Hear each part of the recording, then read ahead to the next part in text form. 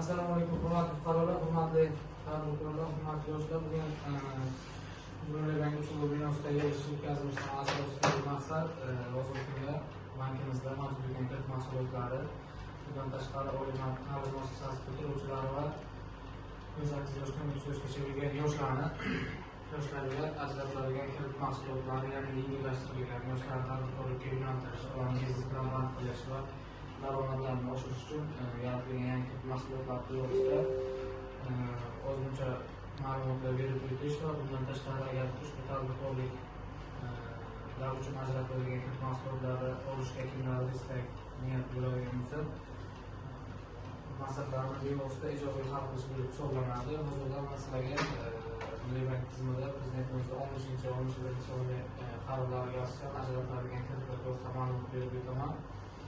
Bunda asosan oliy ta'lim tashkiloti bitiruvchilari hamda yoshlar va ularni ishga olgan hamkorlik subyektlarini loyihalarni birlashtirish bo'yicha kredit mahsulotlari mavjud bo'lib hisoblanadi.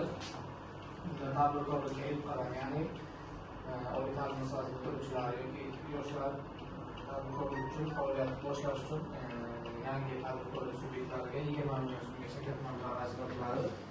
Bu Markaziy bank asosiy qaytarmalash foiz stavkasiga +1%, ya'ni 15% ajratiladi kreditda.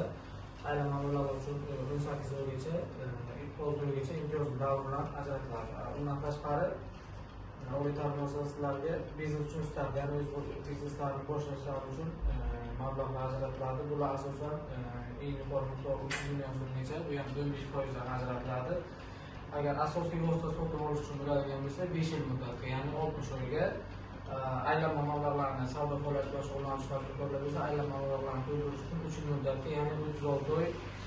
Bu faqat oliy ta'lim tashkilotini bitiruvchi yoshga 5 yil to'lmaganiga, bitirganingizda 5 yil to'lmagan bo'lsa, oliy ta'lim muassasasi 18 yoshdan baland 31 yoshga kirmay bo'lishi kerak. Buni shunday. asosiy maqsadi hozirgi kunda oliy ta'lim muassasasi bitiruvchilarini tadbirkorlikka jalb qilish, ularning daromadlarini oshirish va biznesga yo'naltirish va ish bilan band qilish bo'lib hisoblanadi. Agar davlat ishlab qolmasinda, tadbirkorlik shug'ullansinda, shu 15% dan kirib belgiladi. 5 yil muddatga yo'nalgan asosiy vosita uskuna sotib oladi. Siz noloyichilik bilan shug'ullanmoqchi bo'lsangiz, o'sha noloyichilik bilan shug'ullanishda